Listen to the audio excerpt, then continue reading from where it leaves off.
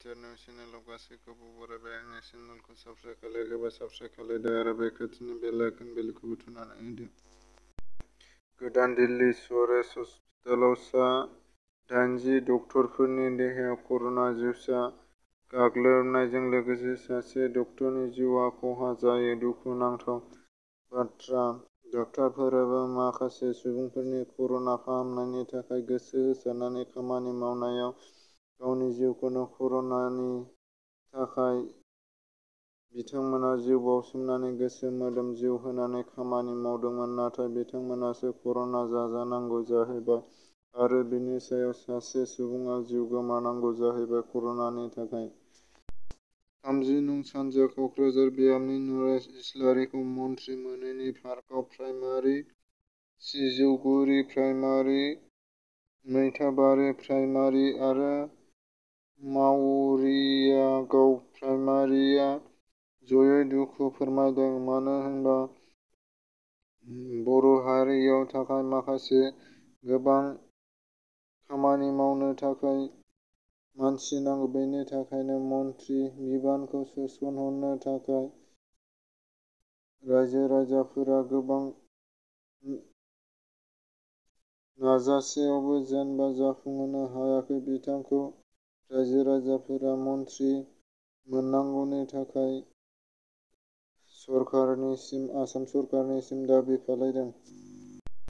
थांनाय 28 एप्रिलखालि फुंनि 7:51 रिंगायाव 6.4 रिखटार स्केलनि बांग्रिं आसामखौ सोमावग्लुंदों आरो बेयो 28 एप्रिलनि उननिफ्राय दिनैसिम रायजोआव फिसा-फिसा फिन 45 खेब बांग्रिं मावलांबाय। एचएस फाइनाल आनजादखौ कभिड-19 नि थाखाय फासयनाय जादोंमोन, जाय आनजादआ थांनाय 4/5/2020 इं अक्ट'निफ्राय खुंजानो गोनां। नाथाय दायो बेयो आनजादखौ बोखारथ'नानै एचएस फाइनाल इयारनि फरायसाफोरखौ एचएस 2 इन इयारआव दैखांहरजोबनाय जासिगोन। मोनसे गोजोनथाव रादाब, मानो होनबा एचएस फाइनाल इयार 1 निखौ एचएस फाइनाल 2 इयारआव दैखांहरनाय जाजोबगोन होननानै खौरांआव फोसावनाय जाहैबाय।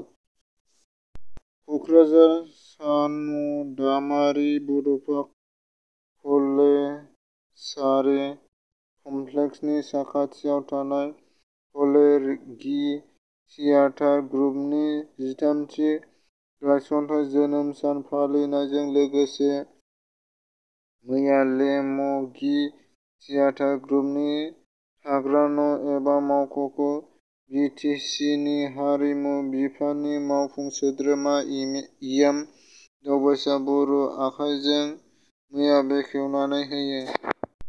इउ पिपल राजखान्थि हान्जानिफ्राय 30 नं सानजा क'क्राझार बियाबनिफ्राय देरहासार जानो हानाय नरेश इस्लारिखौ आसाम आयेन आफादाव इउ पिपल राजखान्थि दोलोनिफ्राय गाहाय दैदेनगिरि महरै सायख'बाय।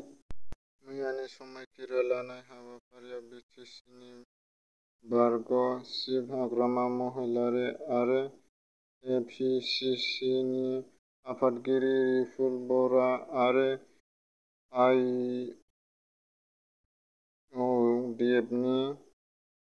आफादगिरि बरउद्दिन आजमलखौ फन खालामनानै समायखिरा लानाय हाबाफारियाव बाहागो लानो हांख्रायदों होननानै खौरांआव मोन्दों। इउ पिपल राजखान्थि हान्जानिफ्राय इउजि ब्रह्म आरो गबिन्द बसुमतारीखौ आसामनि केबिनेट मन्थ्रि महरै सायख'बाय।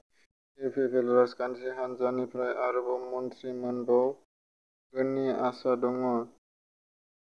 मैया आसामनि गिबि मन्थ्रि समायखिरा लानाय हाबाफारिया मोजाङै जाफुङो। नेशनेल सेन्टार फर सेस्म'लजनि बायदिब्ला मैया फुंनि 7:05 रिंगासोआव बांग्रिंजों बुहुमा आवग्लुंदों। आसामनि नगाव खौरां मोनदों। फुंनि समाव बांग्रिं मावनाय हमदां हादों। रिचेलआव बांग्रिं मावखांनाया 3.0 ओंखारदों आरो बे बांग्रिंजों सुबुंनि जिउ, मुवा-बेसाद, न'-बांनि जेबो खहा जायाखै होनना खौरां मोनदों। मैयानि केबिनेट मन्थ्रि बिबाननि समायखिरा लानाय हाबाफारियाव उदखावगोरा ब्रह्म बिथाङा बर' रावजों बिथाङा समायखिरा लायो।